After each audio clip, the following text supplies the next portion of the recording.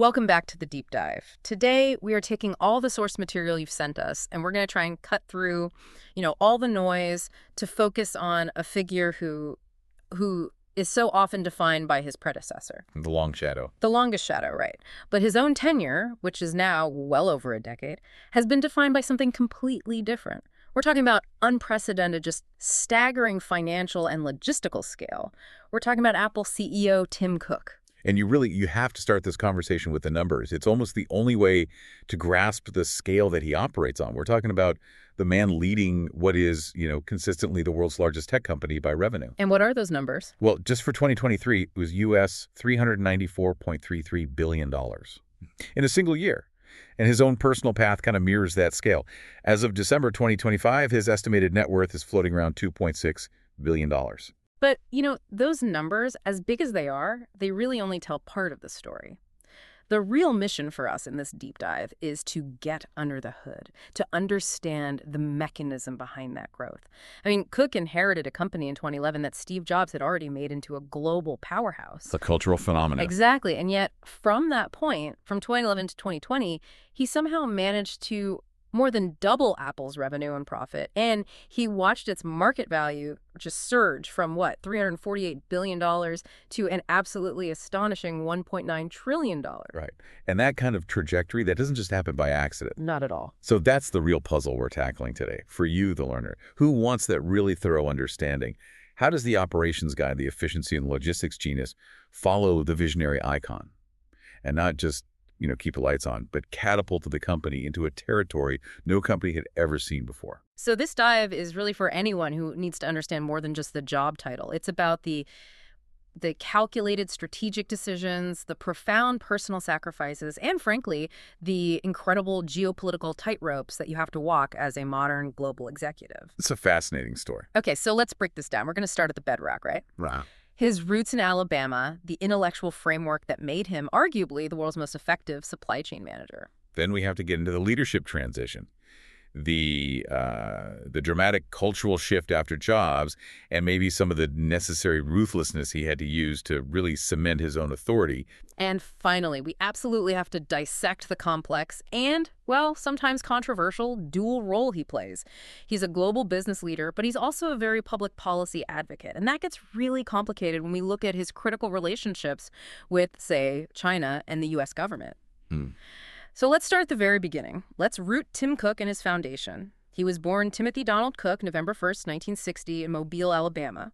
And he grew up in this small, I imagine, very tight-knit city of Robertsdale. Right. And this is really the bedrock. This is what informs that measured, methodical, and profoundly disciplined style he's known for. The background itself, it signals a certain kind of personality, doesn't it? It's not the typical Silicon Valley origin story. Not at all. His father, Donald Cook, was a shipyard worker. His mother, Geraldine, worked at a pharmacy.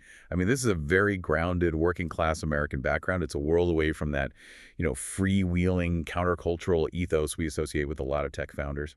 And you can see he was clearly academically focused from the start. He graduated salutatorian from Robertsdale High School in 1978.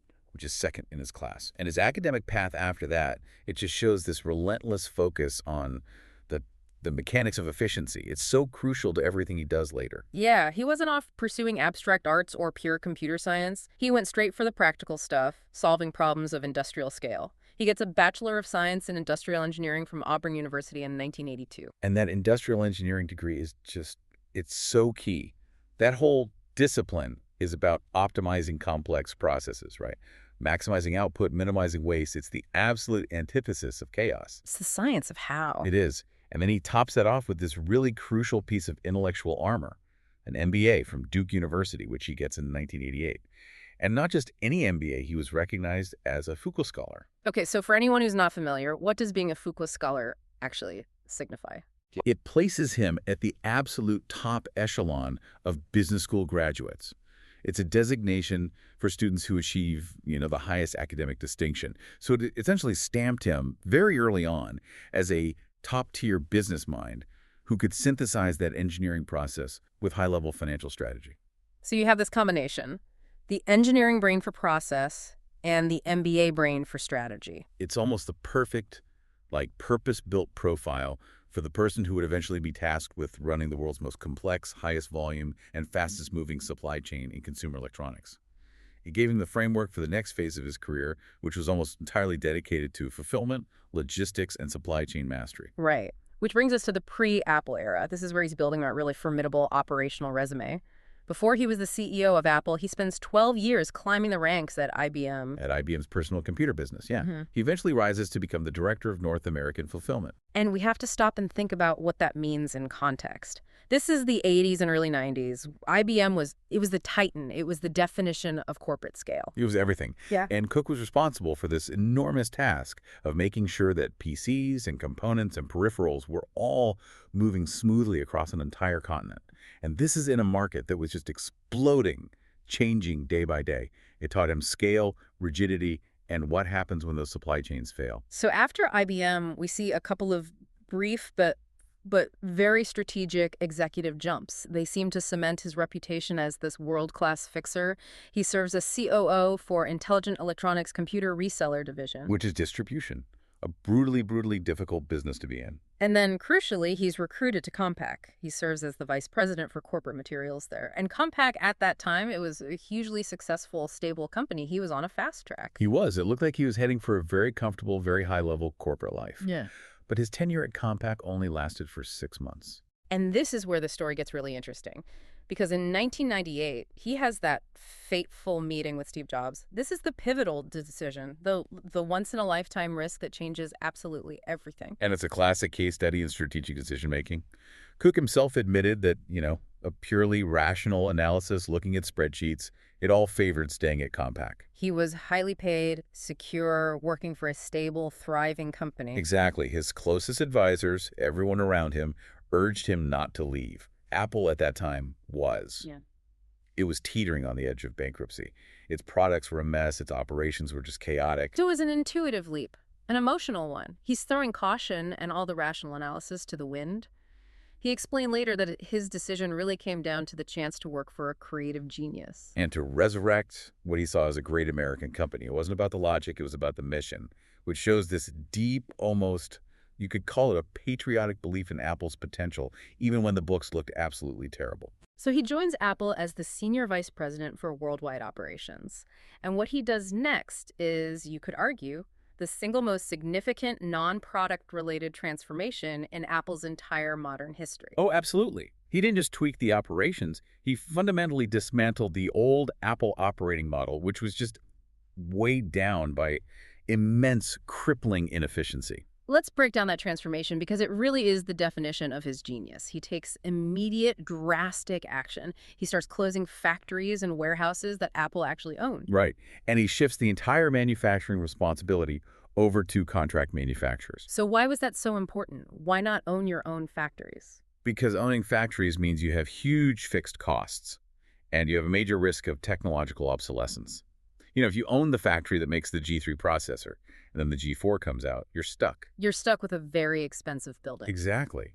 By shifting to contract manufacturers, Apple gained this immense flexibility.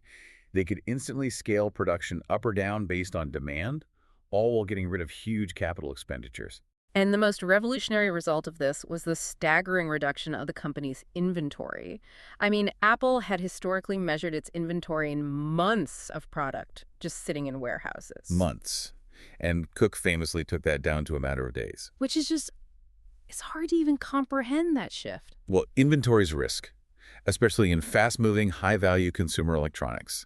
Components change, prices drop, and suddenly you're stuck with warehouses full of parts that are worth pennies on the dollar. So by keeping inventory that lean, Cook essentially freed up billions of dollars in cash that had been tied up in dusty products. And that cash flow flexibility became a key ingredient in Apple's future financial war chest. But it wasn't just about trimming fat, right? It was also about aggressive strategic foresight, about anticipating future needs. Starting around 2005, his group starts making these immense, early, long-term investments in flash memory deals. This point gets missed so often in the Jobs mythology. This wasn't a small purchase. Cook's team secured a stable, high-volume, low-cost supply of a component that was about to become absolutely critical for every single blockbuster product Apple would release for the next decade. The iPod Nano, the iPhone, the iPad. All of them. They essentially locked down the future of mobile computing components before their competitors even knew what game they were playing. And that stable supply wasn't just a cost saver, it was a competitive weapon. It allowed Apple to outproduce and outprice basically everyone else. Right. And we see the inverse of this genius highlighted in the sources. There's this anecdote that Hewlett-Packard's canceled touchpad tablet. It was reportedly made from cast-off reject iPad parts. That's incredible. It perfectly illustrates the strategic gap that Cook created. It does. He had secured the essential cutting-edge components years ahead of time. He made sure Apple's production pipeline was smooth and primary, while competitors were scrambling for secondary materials, or in HP's case, maybe literally using components Apple had already bypassed. So this aggressive cost control and supply security combined with Jobs' product innovation. That's the one-two punch. That's what generated the huge profits that set the company up for its eventual multi-trillion-dollar status. That brings us right into the transition period.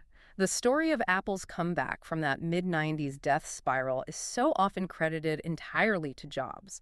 But the sources make it really clear that the rescue and that initial scaling, it was a true partnership built on complementary genius. Oh, absolutely. The collaboration between Jobs and Cook was essential. It was necessary for the company's survival and growth. You have to remember, Apple's revenue had plummeted from $11 billion in 95 down to less than $6 billion in 98. It was in free fall. Total free fall. Yeah. Because their combined synergy jobs on the product vision, the what did Cook on execution and logistics, the how that rescued the company. And that's what eventually drove revenue up to a remarkable $100 billion before Jobs' final departure. And you can see Cook's involvement at the very top was gradual. It was in many ways kind of an extended audition for the top job. He was promoted to lead operations in January 2007. Which is the same month the original iPhone launched. A pretty important month. Yeah, no kidding. And critically, he served as chief executive on an interim basis twice while Jobs was away on medical leave. First in 2009 and then again in 2011. And those interim periods were just invaluable. Cook handled the day-to-day operations flawlessly. He proved that the engine of the company could run even without the visionary founder actively present at the wheel. It must have given the board and the public immense confidence in his capacity to actually run the company, even if Jobs was still retaining that major decision-making power for the big breakthrough products. For sure. So by the time the succession officially happened, the transition was strategically smooth, even if it was emotionally incredibly difficult for everyone involved.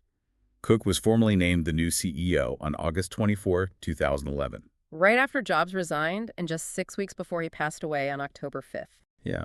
And that transition from the visionary to the operator is almost always filled with risk. So many people wondered if Apple would just immediately stagnate. But the numbers just speak for themselves regarding his success in the role. The financial performance under Cook has been, well, simply unprecedented. As we said at the top, from 2011 to 2020, revenue and profit doubled. And that market value explosion from $348 billion to $1.9 trillion, it solidifies him as arguably the most effective corporate scaling CEO in history. But the success isn't just financial, it's also cultural. He immediately had to contend with the shadow of Jobs' famous or maybe infamous micromanagement style. And he immediately differentiated himself. He implemented what the sources call a more liberal style, and he actively started fostering a genuinely collaborative culture at the executive level. So if Jobs led through a certain kind of demanding, sometimes fearful pressure, pushing people to the brink to achieve perfection, Cook's method was different. Totally different. His method was about building a team and relying on structure and process. He even codified his philosophy back in 2013, focusing on this clear three-part system: people, strategy, and execution. He said, if you get those three right, the world is a great place. That philosophy is such a direct reflection of his engineering background. It's structured, it's predictable, and it emphasizes the team dynamic over the individual genius. But I have to ask, how much of that was true collaboration, and how much was simply insulating himself from the constant, sometimes brutal product critiques that Jobs was famous for? That's a great question, and I think it was a necessity. Jobs' style was deeply rooted in that idea of the brilliant jerk. Someone whose genius justifies the friction they create. Cook, coming from operations, knew that friction slows down scale. Friction is inefficiency. Exactly. So his style was less about shielding himself and more about ensuring that massive global execution didn't get derailed by internal rivalries or these big creative battles. He needed a reliable machine, not a high-drama startup environment. And that focus on predictability and cohesion, it leads directly to the big executive shakeup of October 2012. Right, and this followed a rare quarter where revenues and profits grew less than predicted. For Apple at the time, that was seen as a major A stumble. crisis even. Almost. It was a necessary purge, really. It was designed to clarify leadership and enforce that collaborative culture he wanted. And the most high-profile departure was Scott Forstall, the senior vice president of iOS software. Now, Forstall was seen as a key internal rival to other execs, and critically, he was tied to the spectacular failure of the Apple Maps launch. Which was a product that was clearly rushed out and proved to be just deeply unreliable, a total embarrassment. And the dismissal of Forstall, that was pretty controversial, wasn't it? Because he was often seen as the closest thing to Steve Jobs inside the company. He was the champion of the original iPhone software interface, even a potential heir. Exactly. Yeah. Forstall was notoriously protective of the original iOS design language, that skeuomorphic look. He often clashed with Jony Ive, who wanted a flatter, cleaner interface. Cook's action was a very clear signal. He was establishing his own authority and demanding an executive team that could work together.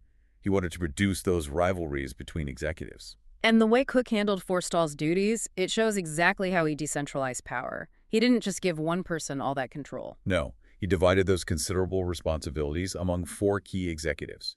Jony Ive took leadership of human interface, which ensured a unified design language across hardware and software. Craig Federine became the head of iOS software engineering. Eddie Q took over Maps and Siri. And Bob Mansfield was put in charge of a new technology group. So this move, it accomplished a lot of things at once. It signaled that design was now central to everything by elevating Ive. It stabilized the software leadership with Federighi, and it broke up the immense power that Forstall held. It was a masterclass in executive reorganization, all designed to prioritize execution over individual ego. And there was also the swift dismissal of John Browett, the SVP of retail, after only 6 months in the job. Just 6 months. And even though Browett received a substantial severance package, we're talking 100,000 shares worth about $60 million. Cook showed this cold willingness to quickly cut personnel who didn't fit the strategic structure or the cultural mandate he was building. 6 months is nothing for a major executive role. It's nothing. The broader implication is that Cook demanded accountability and cultural alignment. If you didn't fit that collaborative, execution-focused mold, you were out. It didn't matter what your resume was or what your severance cost. And during the same period, we see his immediate focus on institutionalizing corporate responsibility. In 2013, he hires Lisa Jackson. The former head of the Environmental Protection Agency, the EPA. That's fascinating.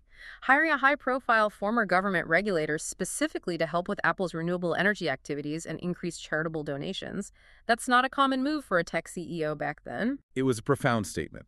It signaled a strong, institutional commitment to environmental and social concerns. And it was a stark departure from Jobs' singular, almost obsessive focus on product and product alone. Cook was defining Apple not just by its products, but by its global impact and its responsibilities. This institutional focus on environment and social concerns, that's what really elevates Cook beyond many of his big tech CEO peers. He actively uses the corporate platform and his own personal visibility to advocate for political reform and social issues. It makes his leadership inherently political and moral. His core policy platforms are incredibly broad, and they're targeted at issues that intersect with Apple's global standing. He's advocated for political reform in areas like international and domestic surveillance, robust cybersecurity, national manufacturing, and, of course, environmental preservation. These are massive, complex issues that directly impact Apple's business model, but they also extend way out into the public interest sphere. Right. And his stance on privacy and surveillance is particularly robust. He often positions Apple as the foil to other data-driven tech giants like Google or Facebook. In 2018, he expressed really strong views on the practice of tech firms stockpiling personal data. He suggested it amounted to surveillance and should make the public very uncomfortable. And that stance is fundamentally important because it aligns Apple's privacy principles with its profit model. That's the key. Apple sells hardware. Other companies sell access to your data. So by championing privacy, Cook draws this clear, competitive line in the sand. He's arguing that Apple respects the user.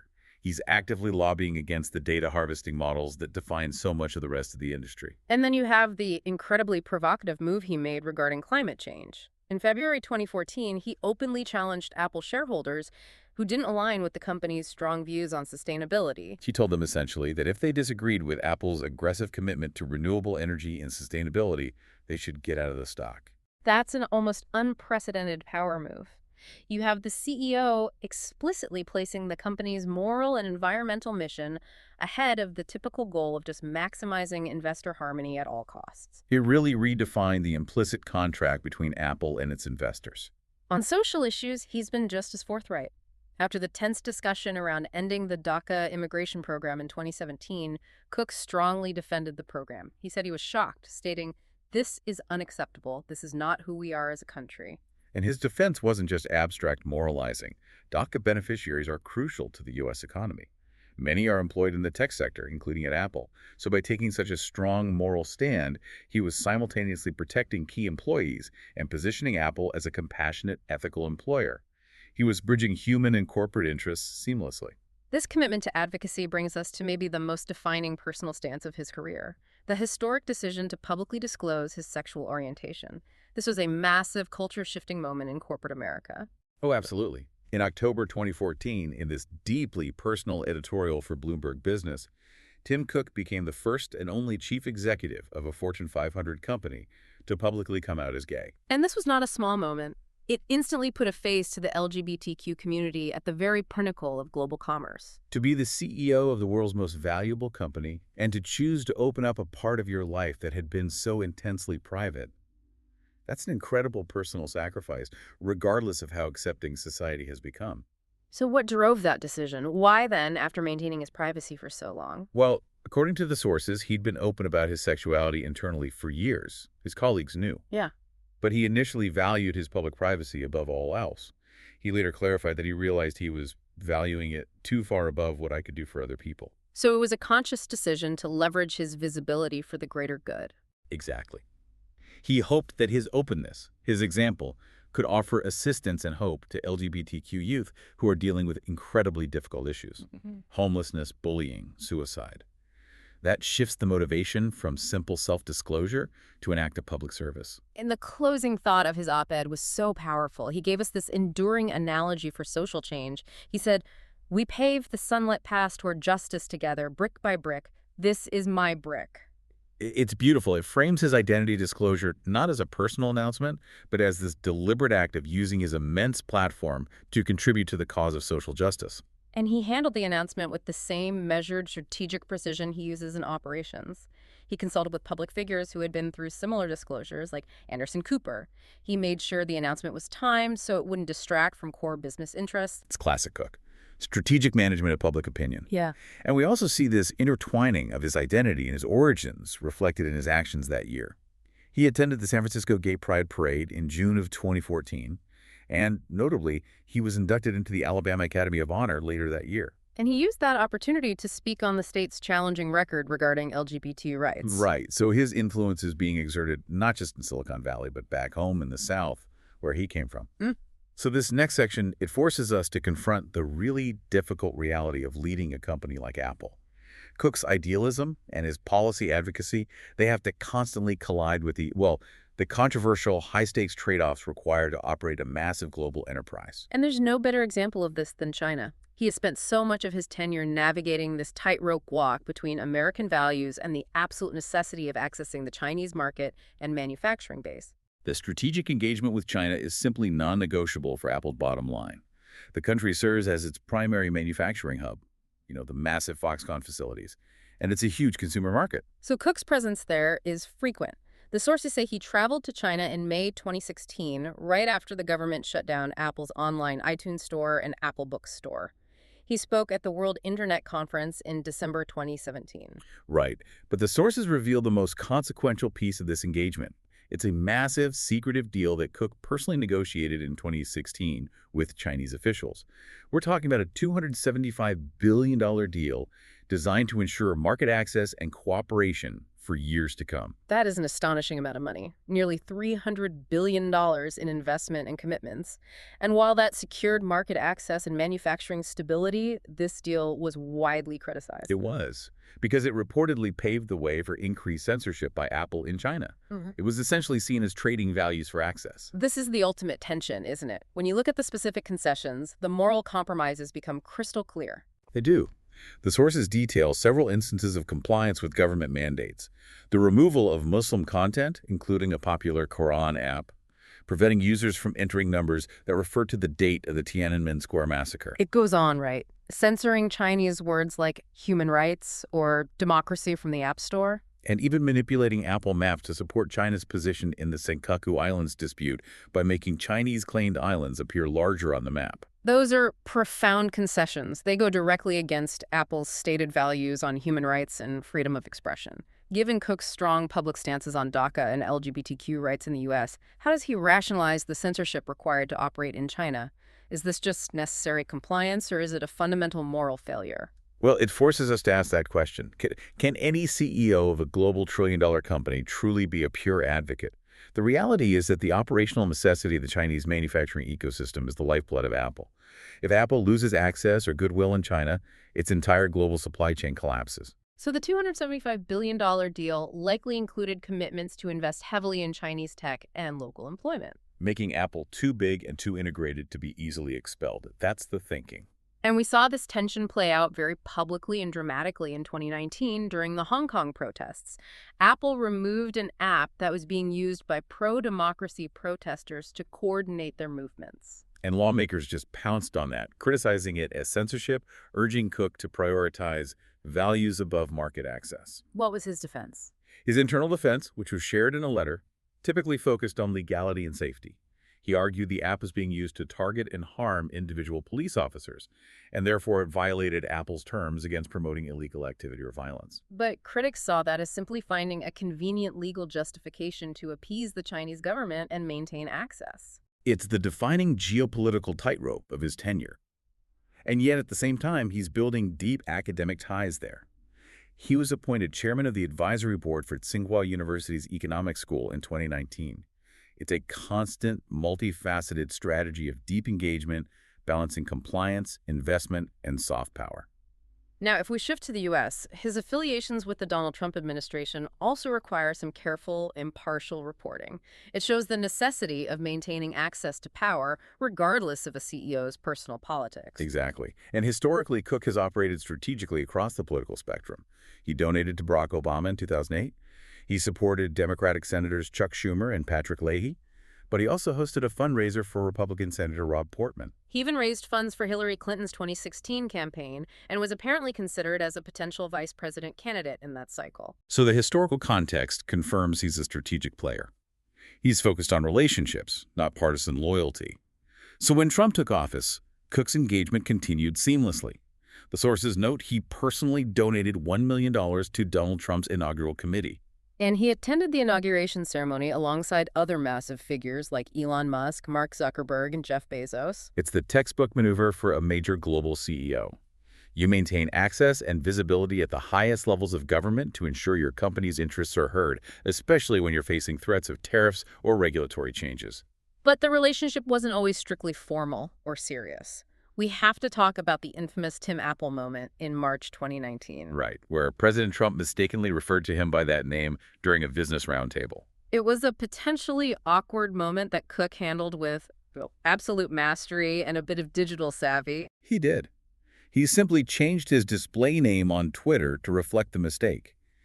He used a playful Apple emoji next to the name Tim.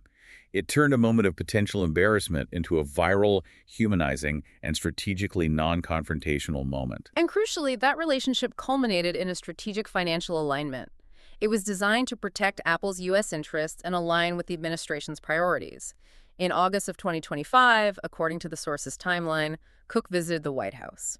And he presented Trump with this symbolic gift, a glass plaque set in a 24-karat gold base, specifically noting that it was made from American materials. The symbolism was calculated to align with the message. It was. And this gift was paired with the announcement of an additional $100 billion in U.S. investments, bringing Apple's total commitment to $600 billion in the U.S. economy, And the goal was undeniably clear, aligned with the America First policies. and potentially avoid punitive tariffs on critical components like semiconductors. It's the playbook. Strategic philanthropy, personal advocacy, and massive targeted domestic investment to secure operational stability and avoid geopolitical friction. It is a high-stakes, very complicated balancing act. And we see this pattern continuing even very recently, which highlights his consistency on certain core issues. In December 2025, Cook met with U.S. House members to push back forcefully against proposed federal legislation on child safety. And the pushback wasn't about opposing child safety in principle, but about defending his core privacy platform. Precisely. He cited Apple's strong privacy concerns over requirements that might mandate the company to authenticate user ages. Cook's argument is that forcing a private company to collect and verify sensitive data on children, even for their safety, creates a massive, centralized privacy risk that could be exploited. So privacy remains a non-negotiable principle in his lobbying efforts. Yes, even when it runs up against popular concerns like child safety, it's a consistent line for him. So to wrap up our understanding of the man himself, we really need to look beyond the CEO desk and consider some of the personal insights and sacrifices that shape his unique leadership. He's known for being solitary, right? A fitness enthusiast who values his routine hiking, cycling, using an off-campus gym to maintain a basic level of privacy. Which is a rare luxury for a leader of his stature. In his personal health history, it offers this really profound moment of early life reflection. In 1996, at 36 years old, he received a devastating misdiagnosis. He was told he had multiple sclerosis. Wow. And he said that event made him see the world in a different way. It did. He immediately got deeply engaged in charity fundraising, participating in cycle races for MS research. So the power of that initial scare, even though it was later proven incorrect, it clearly instilled this sense of urgency and altruism in him. For sure. He eventually realized his symptoms stemmed from something much less serious, apparently just lugging a lot of incredibly heavy luggage around. But the commitment to advocacy had already been forged by that experience. And if we're looking for an anecdote that truly defines the deep, almost familial relationship between Cook and Jobs, it has to be the liver offer. Right. In 2009, when Jobs was in failing health, Cook, knowing they shared a rare blood type, offered a portion of his own liver for transplantation. To offer a piece of your own organ to your boss, that is an incredible, almost unbelievable level of commitment and intimacy. We rarely, if ever, see that in corporate leadership history. It just speaks volumes about the intensity of their bond. It does. And Jobs' response was typically blunt and definitive, even in the face of such generosity. He firmly rejected the offer. He said, "I'll never let you do that. I'll never do that." That exchange, it just underscores the depth of their loyalty and maybe the singular, often stubborn focus Jobs maintained even in his final years. Perhaps he was unwilling to compromise Cook's health for his own. It's a powerful story. And despite his vast, estimated $2.6 billion net worth, Cook has made his intentions for that fortune very clear and tied it directly into his advocacy. In March 2015, he publicly committed to donating his entire fortune to charity before he dies. Which is a remarkable statement of intent for a self-made billionaire. It aligns his financial legacy explicitly with the social advocacy we've been talking about. It ensures his enormous success will eventually fund philanthropic causes, not generational wealth. And his influence, it extends beyond Apple through several key external roles. It shows his engagement in broader societal structures.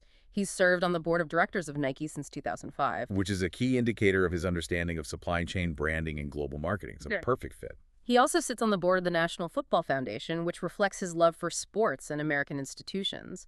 And significantly, he's been a trustee of Duke University since 2015, where he also delivered the commencement address in 2018. So these roles, they demonstrate a broad engagement in sports, education, and governance.